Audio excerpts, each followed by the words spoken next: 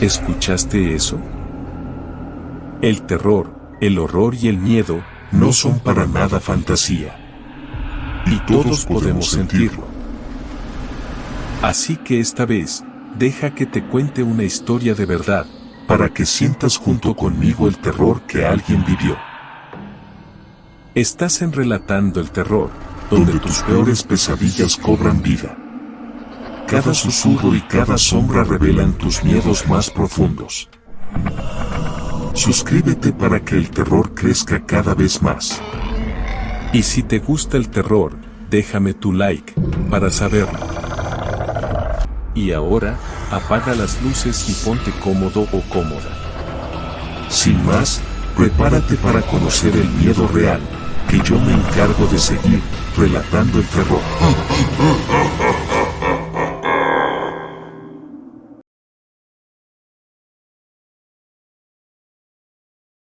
Voces del cementerio.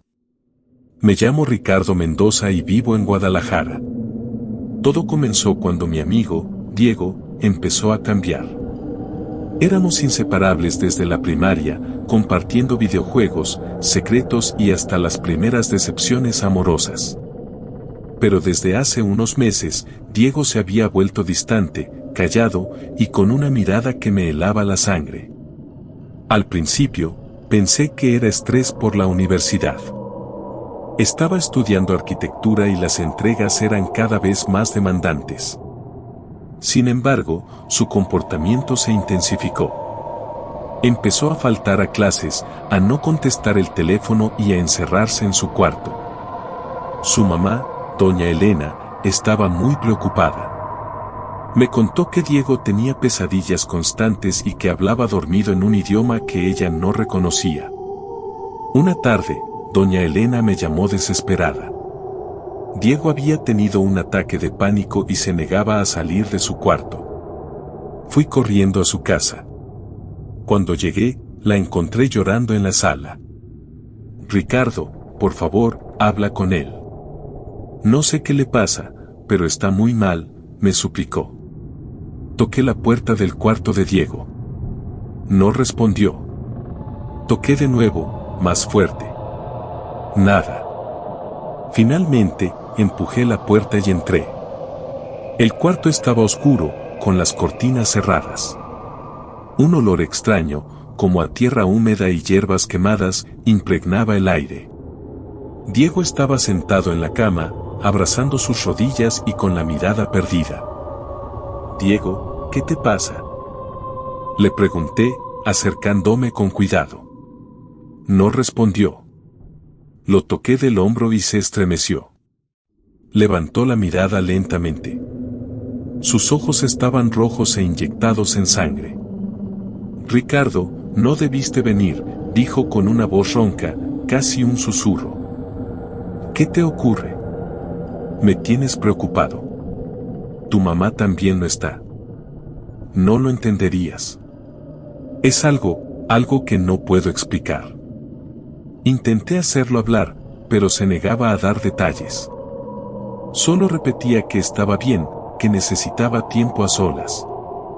No le creí ni una palabra. Sabía que algo terrible le estaba pasando. Decidí investigar por mi cuenta. Empecé preguntando a sus compañeros de la universidad. Nadie sabía nada, o al menos eso decían. Luego, me puse a revisar sus redes sociales. Encontré que había estado buscando información sobre temas esotéricos, magia negra y rituales antiguos. Me preocupé aún más. Una noche, mientras navegaba por internet, encontré un foro de ocultismo. Allí, alguien hablaba de un amarre de amor muy poderoso, que involucraba sacrificios y pactos con entidades oscuras. El posteo describía los mismos síntomas que Diego estaba experimentando: pesadillas, cambios de humor repentinos, aislamiento y un olor extraño que lo rodeaba. Sentí un escalofrío recorrer mi cuerpo. ¿Sería posible que Diego se hubiera involucrado en algo así? No quería creerlo, pero las evidencias apuntaban en esa dirección. Decidí confrontarlo. Al día siguiente, fui a su casa y lo esperé afuera. Cuando salió, lo tomé del brazo y lo llevé a un parque cercano. Diego, necesito que me digas la verdad. ¿Estás metido en algo raro? Le pregunté directamente. Se quedó callado por un momento, mirando al suelo. Luego, levantó la mirada y me confesó todo. Me contó que estaba enamorado de una chica de su clase, Sofía, pero ella no le correspondía. Desesperado, había buscado una solución en la magia negra. Había contactado a una bruja que le ofreció un amarre de amor a cambio de un sacrificio. Diego, cegado por la obsesión, aceptó. La bruja le había dado una serie de instrucciones. Tenía que conseguir una prenda de Sofía, un mechón de su cabello y enterrarlos junto con un muñeco de trapo en un cementerio a medianoche.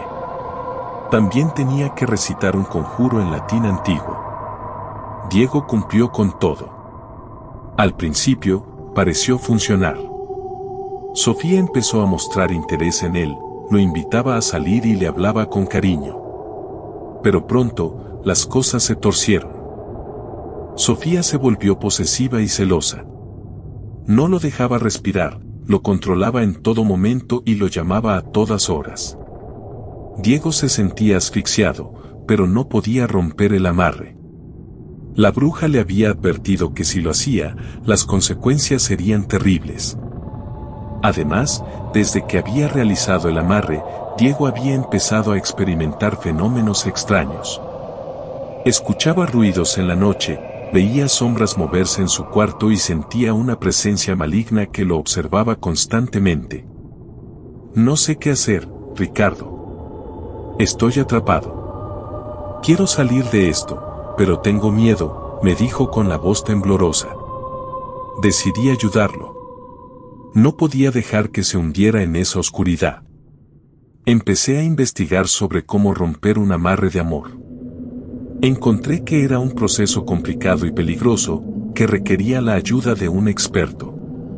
Contacté a un sacerdote que tenía conocimiento sobre exorcismos y rituales de limpieza. El padre Francisco accedió a ayudarnos, pero nos advirtió que era una lucha contra fuerzas oscuras muy poderosas. Preparamos un ritual para romper el amarre. Conseguimos los mismos objetos que Diego había utilizado para realizarlo: la prenda de Sofía, el mechón de su cabello y el muñeco de trapo. Los llevamos al mismo cementerio donde Diego los había enterrado. A medianoche, el padre Francisco comenzó el ritual. Recitó oraciones en latín, roció agua bendita y quemó incienso. El ambiente se tensó. El aire se volvió frío y pesado. Escuchamos un lamento distante que parecía provenir de las profundidades de la tierra. De repente, una ráfaga de viento apagó las velas. El padre Francisco siguió rezando, pero su voz temblaba. Sentí un escalofrío recorrer mi cuerpo. Tenía la sensación de que algo nos observaba desde la oscuridad. El ritual duró varias horas. Al final, el padre Francisco declaró que el amarre estaba roto. Diego se sintió aliviado, pero yo no estaba seguro de que todo hubiera terminado. En los días siguientes, Diego pareció mejorar. Volvió a clases, recuperó el apetito y empezó a salir con sus amigos. Sin embargo, yo seguía sintiendo que algo no estaba bien. Una noche, mientras dormía, escuché un ruido en mi cuarto. Me desperté sobresaltado. Vi una sombra moverse en la oscuridad. Sentí un frío intenso que me calaba los huesos. Encendí la luz, pero no vi nada. Pensé que había sido mi imaginación. Intenté volver a dormir, pero no pude. El miedo me tenía paralizado. Al día siguiente, me enteré de que Sofía había tenido un accidente. Había caído por las escaleras de su casa y se había fracturado varias costillas. Diego se sintió culpable. Pensaba que era una consecuencia del amarre que había realizado. Lo convencí de que no era su culpa, que había sido un accidente. Pero yo no estaba seguro de que fuera así. Sentía que las fuerzas oscuras que habíamos invocado seguían presentes, buscando venganza. Las semanas siguientes fueron una pesadilla. Empecé a experimentar los mismos fenómenos que Diego había sufrido: pesadillas, ruidos extraños, sombras en la oscuridad y una sensación constante de ser observado. Una noche, me desperté con un grito. Vi una figura oscura parada al pie de mi cama. Tenía los ojos rojos y brillantes, y una sonrisa macabra. Sentí un terror indescriptible. No podía moverme, no podía gritar.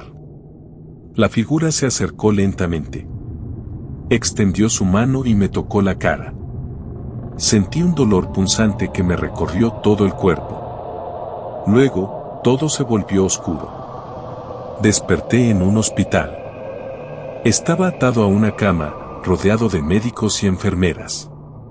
Me dijeron que me habían encontrado inconsciente en mi cuarto, con signos de haber sufrido un ataque de pánico. Me diagnosticaron estrés postraumático y me enviaron a un psiquiátrico. Allí, conocí a otros pacientes que habían pasado por experiencias similares. Algunos habían visto fantasmas, otros habían sido víctimas de posesiones demoníacas. Me di cuenta de que no estaba solo. Había otras personas que habían experimentado el lado oscuro de la realidad. Empecé a escribir sobre mis experiencias como una forma de terapia. Pero el miedo no desaparecía. Seguía escuchando ruidos en la noche, viendo sombras en la oscuridad y sintiendo la presencia maligna que me observaba constantemente. Sabía que las fuerzas oscuras que habíamos invocado seguían ahí, esperando el momento de atacar de nuevo. Y yo, atrapado en este laberinto de locura y terror, no sabía cómo escapar. La última vez que vi a Diego fue en el funeral de Sofía. Murió en extrañas circunstancias, aparentemente por complicaciones tras el accidente. Él no dijo nada, solo me miró con sus ojos vacíos. Supe entonces que lo que habíamos desatado aquella noche en el cementerio nos perseguiría para siempre. Y yo, encerrado en este manicomio, solo puedo esperar a que la oscuridad venga por mí. El sonido de arrastre que escucho cada noche me confirma que está cerca.